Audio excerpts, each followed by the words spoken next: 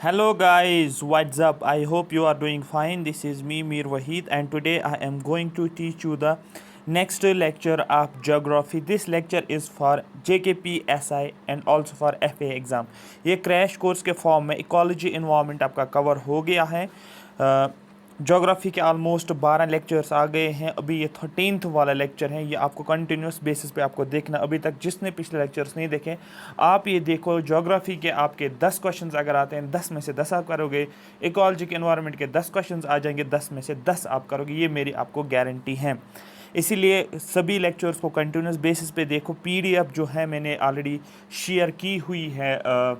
क्या बोलते हैं, पीडीएफ बनाई मैंने। पिछले 1 से 10 लेक्चर्स तक मैंने पीडीएफ बनाई है। फिर उसके बाद पीडीएफ जो आपको आ जाएगी, नेक्स्ट पीडीएफ वो आएगा जहाँ से हम इंडियन ज्योग्राफी को स्टार्ट करते हैं, फिजियोग्राफी। तो उससे पहले जितने भी लेक्चर्स थे उन सभी को मैंने जो है कंप्लीट किया हुआ है। अब टीम आपको जो वो शेयर करेगी टेलीग्राम पे। आप वही सर टेलीग्राम चैनल पे आप जाओगे, वहाँ पर पीडीएफ को आप अपलोड कर सकते हो, ये डाउनलोड करके देख सकते हो। ठीक है। I am presenting this lecture series for WS Academy, one of the best platform for quality education. So आज का टॉपिक जो हमारा है वो हम आगे शुरू करते हैं। आज का टॉपिक जो हमारा है वो हमारे पास कोस्टल प्लेन्स। हम एक्चुअली फिजियोग्राफी ऑफ इंडिया की बात कर रहे थे। उसमें मैंने आपको बताया था नॉर्दर्न प्लेन्स मैंने बताया था। पहले मैंने हिमालयस के बारे में बताया था, दूसरा मैंने नॉर्दर्न प्लेन्स बताया था, तीसरा मैंने प्लेट्यूज़ के बारे में बताया था।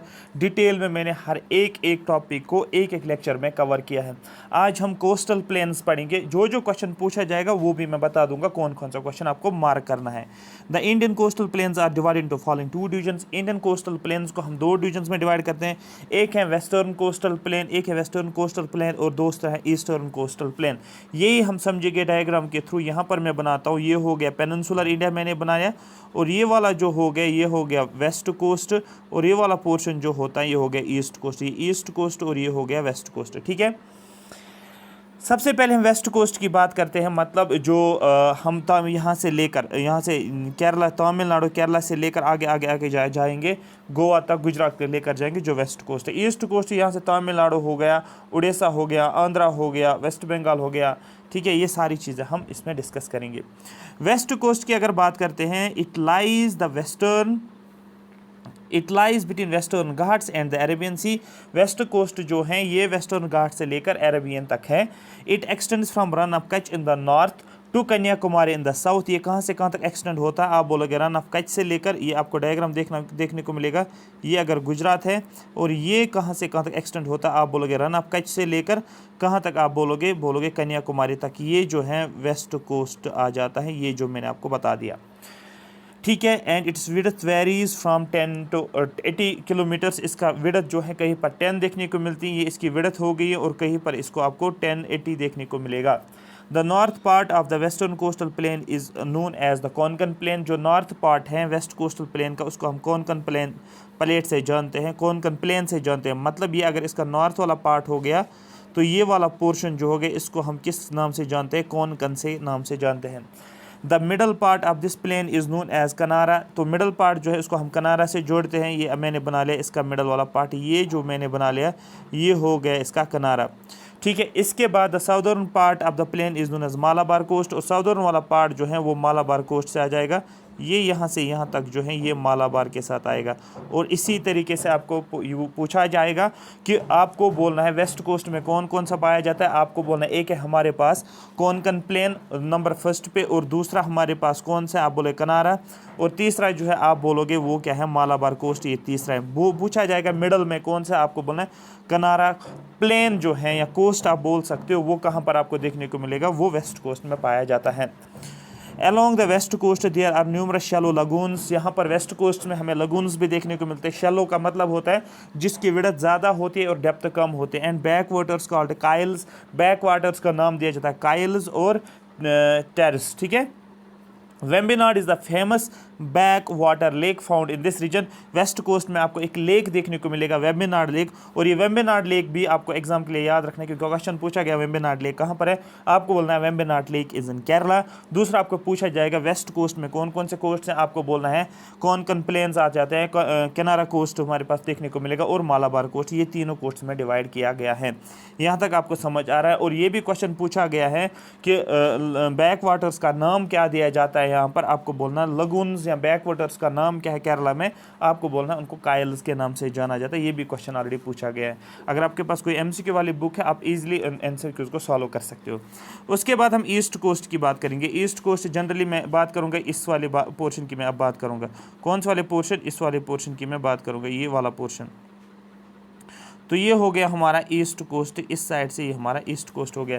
It lies between Eastern Ghats and Bay of Bengal, Eastern Ghat से लेकर बे ऑफ बंगाल में दिया गया है। The coastal plain between Mahanadi and Krishna river is known as North Sarkar. याद रखना बहुत ज़्यादा इंपॉर्टेंट है, ये क्वेश्चन इंपॉर्टेंट बनता है।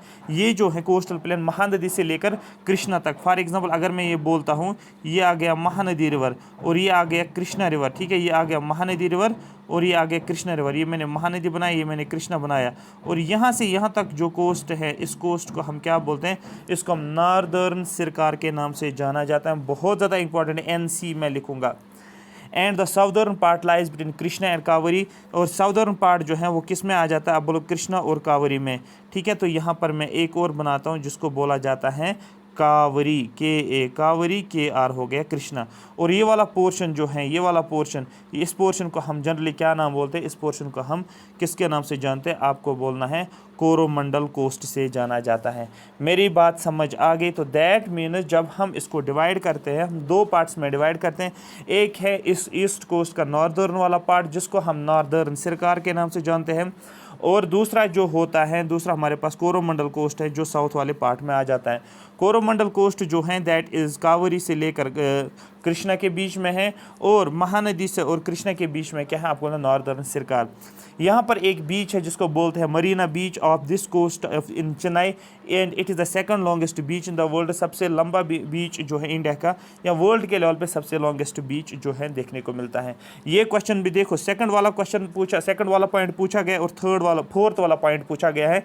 चिल्का लेक जो उड़ीसा में है is the largest lake in India, ये लार्जेस्ट लेक इन इंडिया है। To the south west of Mahanadi delta, Mahanadi यहाँ पर डेल्टा भी है जिसको बोलते हैं महानदी डेल्टा। तो ये भी इंपॉर्टेंट है चिल्का लेक के ऊपर। जो Chilka lake is the largest salt water lake. Chilka lake कौन सा लेक है, आपको बोलना है ये लार्जेस्ट लेक है उड़ीसा में, लेकिन ये फ्रेश वाटर नहीं है, ये साल्ट वाटर है। दैट मीन्स आपको जब लेक्स पढ़ोगे आपको साल्ट वाटर और फ्रेश वाटर लेक्स का लिस्ट पता होना चाहिए। जैसे कि वल्लूर लेक की बात करेंगे, डल लेक की बात करेंगे, ठीक है, ये सारे लेक्स क्या है, आप बोलोगे ये सर जो है फ्रेश वाटर लेक है। इसी तरीके चिल्का लेक जो है ये जो हमारे पास क्या देखने को मिलता है, आप बोलोगे ये हमारे पास साल्ट वाटर लेक है। It lies in the state of Orissa, ये उड़ीसा के स्टेट में है, ये आपको याद रखना है। साउथ ऑफ महानदी डेल्टा, यहाँ पर महानदी रिवर अगर है ये यहाँ पर एक डेल्टा बनाता है, मैं एक डेल्टा बनाता हूँ सो दैट आपको ये समझ में आ जाएगा डेल्टा का मतलब क्या है। डेल्टा का मतलब ये होता है जब रिवर जो फ्लो करता है ये यहाँ पर डेल्टा शेप बनाता है बिफोर एंटरिंग इनटू द सी, ये डेल्टा बनाता है कोस्ट के पास, ठीक है, और उसको हम क्या बोलते हैं, Mahanadi delta. The chloro lake which lies between the deltas of Godavari and Krishna, यहाँ पर एक और लेक पाया जाता है जिसको बोलते हैं क्लोरो लेक। ये भी क्वेश्चन पूछा गया है आपके लिए। एक क्वेश्चन आपको कमेंट सेक्शन में मेंशन करना है कि क्लोरो लेक का एग्जैक्ट लोकेशन कहाँ पर है। जैसे चिल्का लेक आपको उड़ीसा है, आपको क्वेश्चन पूछा जाएगा क्लोरो लेक की लोकेशन कहाँ, क्या वो आंध्र प्रदेश में है, क्या वो उड़ीसा में, ये आपको बताना है। पुलिकत लेक, ये भी क्वेश्चन पूछा गया। Pulicat lake lies in the border of Andhra Pradesh और तमिलनाडु, ये आंध्र प्रदेश और तमिलनाडु के बॉर्डर पे है, ये आपको बोलना है। And is well known lake in the east coastal plain, ये भी आपको पुलिकट लेक। तो यहाँ पर पहला सेकंड पॉइंट भी पूछा गया एग्जाम में, फोर्थ पॉइंट भी पूछा गया, फिफ्थ पॉइंट भी, सिक्स्थ पॉइंट भी और सेवन्थ पॉइंट भी पूछा गया। जिस चीज़ को मैंने टिक किया मतलब ये, इसको आपको कंप्रोमाइज़ कुछ भी नहीं कर सकते, आपको सिर्फ ये मेमोराइज होना चाहिए, समझना है डायग्राम से, डायग्राम के जरिए से आप ईस्ट कोस्ट वेस्ट कोस्ट बनाओगे, फिर जो जो दिमाग में आपके थॉट्स आ रहे हैं उसको मार्क करो, रखे ऊपर डायग्राम के थ्रू, ना कि आपको पूरा लिखना है। नेक्स्ट हमारा जो है फिजियोग्राफिक डिवीजन, जिसको हम आइलैंड नेशंस बोला जाता है या आइलैंड्स के नाम से जाना जाता है। India has 2 major island groups, namely Andaman Nicobar and Lakshadweep. India में 2 आइलैंड ग्रुप्स हमें देखने को मिलता है, एक हमारे पास अंडमान एंड निकोबार और दूसरा है लक्षद्वीप। अगर मैं छोटी सी डायग्राम यहाँ पर बना दूँ सो दैट आपको समझ आ जाइए, मैं यहाँ पर डायग्राम बनाता हूँ। ये यहाँ पर हमारे पास क्या है, ये बे ऑफ बंगाल है, ये बे ऑफ बंगाल है, ठीक है, और ये हमारे पास है अरेबियन सी, ठीक है। तो हमारे पास 2 आइलैंड ग्रुप्स हैं, एक हमारे पास जो है, एक का नाम है अंडमान एंड निकोबार, दूसरा लक्षद्वीप। सपोज मैंने ये बना लिया, ये हो गया अंडमान एंड निकोबार, और ये बनाया ये सॉरी अंडमान एंड निकोबार, और ये मैंने बनाया, ये हो गया लक्षद्वीप। इस तरीके से मैंने बनाया, ये हो गया आई और ये हो गया एल, लक्षद्वीप। ये समझ में आगे क्वेश्चन पूछा जाता है लक्षद्वीप आइलैंड कहाँ पर है, आपको बोलना अरेबियन सी के पास है, और आपको पूछा जाएगा अंडमान एंड निकोबार कहाँ पर है, आपको बोलना ये बे ऑफ बंगाल के पास है, ठीक है। क्लियर हो गया? हाँ सर क्लियर हो गया। The Andaman and Nicobar group consist of 572 islands. Andaman and Nicobar जो है इसमें 572 आइलैंड्स, ये वेरी कर रहा है, लेकिन आपको जो है जो मैं यहाँ पर बता रहा हूँ इसको आप याद रखो। अंडमान एंड निकोबार में ऑलमोस्ट 572 आइलैंड्स है and are located in bay of Bengal, और वो आइलैंड्स कहाँ पर है, बे ऑफ बंगाल में। मेरी बात समझ आ रही है? हाँ सर हमें समझ आ गया। जैसे कि मैं इसको इरेज करता हूँ यहाँ पर, और मैं अच्छे तरीके से एक यहाँ पर आपको समझाऊंगा मेरा कहने का मतलब क्या है, ठीक है। अब यहाँ पर आप देख सकते हो, एक सेकेंड, हाँ अब यहाँ पर देखो मैंने बनाया अंडमान एंड निकोबार, ये वाला साइड मैंने बनाया अंडमान और निकोबार, ऊपर मैं अंडमान लिखता हूँ और नीचे मैं निकोबार लिखता हूँ। और इसमें कितने आइलैंड्स है, आप बोलोगे बहुत सारे आइलैंड्स। ये देखो जो ग्रीन ग्रीन डॉट्स में डालता हूँ ना, ये बहुत सारे आइलैंड्स है इस वाले रीजन में, ठीक है। Lakshadweep consist of 27 islands. अगर मैं लक्षद्वीप को बनाऊंगा, ये मैंने लक्षद्वीप को बनाया, और इसमें मैं कितने आइलैंड्स बनाता हूँ, आप बोलोगे सर इसमें आप बना लो आइलैंड 27 आइलैंड्स। तो लक्षद्वीप में मैंने कुछ आइलैंड्स बना लिए, दैट इज 27 आइलैंड्स। और ये कहाँ पर लोकेटेड है, अरेबियन सी में, ये भी मैंने आपको बताया अरेबियन सी में लोकेटेड है। ये क्लियर हो गया यहाँ तक। अब हम एक एक करके अंडमान एंड निकोबार आइलैंड्स के बारे में पढ़ेंगे। India's only active volcano is found in baron island in Andaman and Nicobar. Andaman and Nicobar में एक आइलैंड है जिसको बोलते हैं बैरन आइलैंड, और वो एक्ट कर रहा है as an active volcano. Different types of volcanoes होते हैं, एक एक्टिव वॉल्केनो होता है, दूसरा होता है एक्सटिंक्ट वॉल्केनो, ठीक है। तो ये एक्टिव वॉल्केनो की कैटेगरी में आता है बैरन आइलैंड, जो अंडमान एंड निकोबार में देखने को मिलता है, और ठीक है। उसके बाद जो होता है अंडमान एंड निकोबार आइलैंड्स को हमने 2 ग्रुप्स में एक्चुअली डिवाइड किया होता है। They are Andaman in the north and Nicobar in the south. एक है नॉर्थ साइड में अंडमान आपको देखने को मिला, अंडमान के आइलैंड्स, और साउथ में आपको निकोबार के आइलैंड्स आपको देखने को मिलेगा। उसके बाद एक और पॉइंट है, that is port Blair is the administrative capital of Andaman and Nicobar. Andaman and Nicobar का एक कैपिटल है जिसका नाम है पोर्ट ब्लेयर, और ये एडमिनिस्ट्रेटिव कैपिटल है। क्वेश्चन पूछा जाता है port Blair is the administrative capital, आपको बोला yes sir it is an administrative capital. The 10 degree channel separates Andaman and Nicobar group. ये मैंने 10 डिग्री ही चैनल बना ली, एक्चुअली 10C मैं लिख रहा हूँ, 10 डिग्री चैनल मैंने बना ली ये अंडमान एंड निकोबार के बीच में। ये भी क्वेश्चन पूछा गया, पहला भी, सेकंड भी, थर्ड भी पूछा गया है। The southern most tip the Indira point is the part of Nicobar island.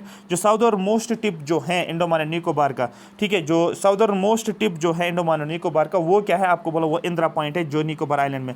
मतलब मैं एक बड़ा सा टिप बनाऊंगा, दैट मीन यहाँ पर मैंने बना लिया ये टिप जो है, इसी को, इस टिप को, ब्लैक वाला जो डॉट मैंने बनाया ये टिप जो है, इसको बोला जाता है इंदिरा पॉइंट। और इंदिरा पॉइंट ही इंडिया का साउदर्न मोस्ट पॉइंट जो इंडिया का है वो है क्या बोलते हैं, इंदिरा पॉइंट। लेकिन अगर आपको पूछा जाएगा कि southern most point of Indian main land, तो आपको बोलना है मेन लैंड का ये वाला पार्ट आता है कन्याकुमारी, जिसको आप बोल रहे थे, ठीक है, कैप ऑफ कैमोरिन या कैप ऑफ कन्याकुमारी।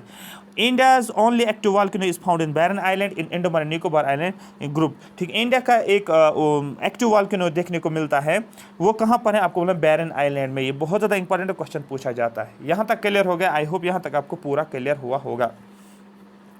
उसके बाद हमारे पास क्या, ये हो गया अंडमान वाला पार्ट आपका पूरा कंप्लीट। उसके बाद हमारे पास जो है that is Lakshadweep island. Lakshadweep island का मतलब ये है कि मैं इस पोर्शन वाली की बात कर रहा हूँ। किस पोर्शन की मैं बात कर रहा हूँ? मैं अब इसकी बात कर रहा हूँ, मतलब सॉरी एक सेकंड, थोड़ा सा ऊपर बनाता हूँ सो दैट आपको अच्छे से क्लियर हो जाए।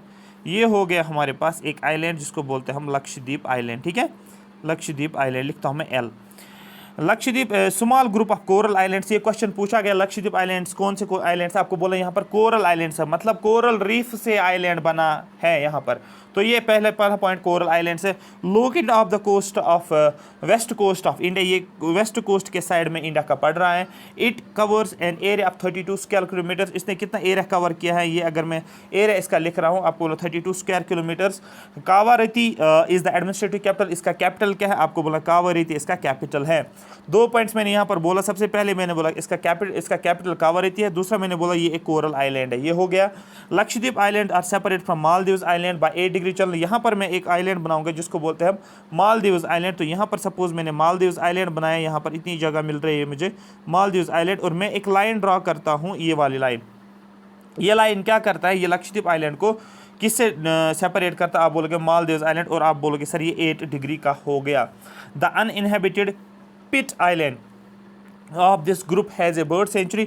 इस आइलैंड में एक आइलैंड आपको देखने को मिलेगा जिसको बोलते हैं पिट आइलैंड। ये अनइनहेबिटेड, यहाँ पर कोई भी नहीं रहता है, लेकिन यहाँ पर कौन होते हैं, यहाँ पर बर्ड सेंचुरी बनाया गया है।